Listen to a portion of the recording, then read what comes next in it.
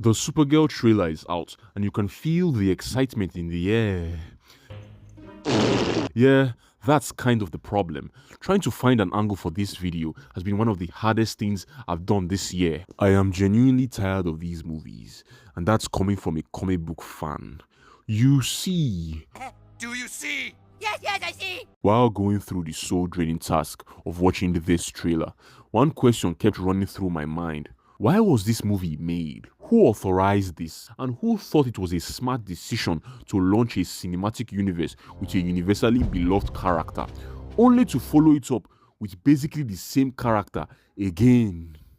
At this point, James Gunn's entire DCU plan is all over the place. I genuinely don't understand the lineup. You are telling me he thought it was a good idea to release these movies back to back? Peacemaker, Creature Commandos, Superman, Supergirl, Lanterns, Clayface. Clayface, people, Clayface! Watching the trailer, I literally saw nothing to talk about, nothing to be hyped for, except maybe Jason Momoa's Lobo.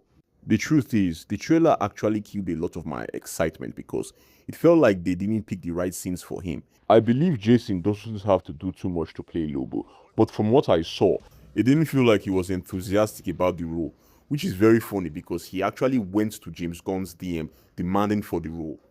But I didn't feel that energy here.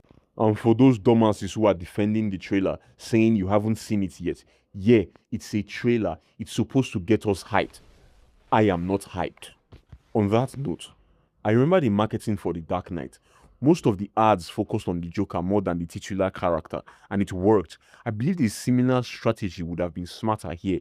Use Lobo as the main draw. The truth is, anyone watching this movie will do it because they love the superhero genre, not because they came to see Superman's cousin.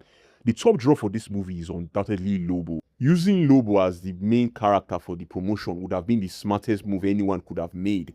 First time seeing Lobo on the big screen, the main man himself graces us with his presence. Creature like this. I love you too.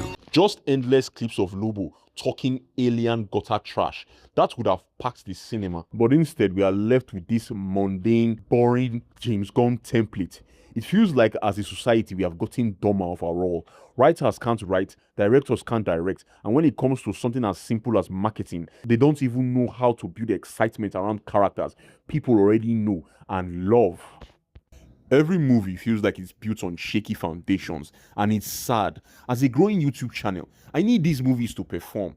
I need it to make money and create a longing for more content on the movies people love, which will provide more content and bring in more subscribers for people like me. But this is the reality we live in. People don't make smart decisions. Too much ego, too much talking voices, too much political agenda. We all suffer in a society built around the motto, I am better than you. Nobody will ever stoop as low as to do their research, put their head down, and actually learn their craft before telling us how to think, while making movies that feels like they were put together by 8-year-olds. I can't make a video trashing a movie without at least giving some positives, because honestly, going out and creating something, that always deserves a round of applause. It's not easy putting yourself out there, making something from scratch. It's hard work. Now, one of the few bright spots in the movie for me is the plot. I don't know about you, but I'm tired of this whole saving the world bullshit. It happens so often that I don't even believe the world would care if it dies anymore, bruv. It's lazy, tired, and overused at this point. I would much rather watch a movie where the stakes are personal, something in the protagonist's life we can all relate to. That way, when the hero triumphs, we can actually feel like maybe we can accomplish something in our own lives too. The key theme for this movie is companionship. Clark, who grew up on Earth and had plenty time to make friends and find his place among his new family, she didn't, and her only source of companionship, her beloved dog, Crypto, has now been poisoned with an alien toxin that gives him only 3 days to live. With her only friend's life running out like sand in an hourglass, she has to do everything in her power to get that antidote, or else she would truly be alone. Home is wherever you are, buddy. Even though they already kind of used that in the Superman movie, for reasons best known to James Gunn. I think he's actually served this movie well. But is all this enough to give me hope for the movie? Not at all, I'm sure. Honestly, I believe this movie is going to bury the DCU for good.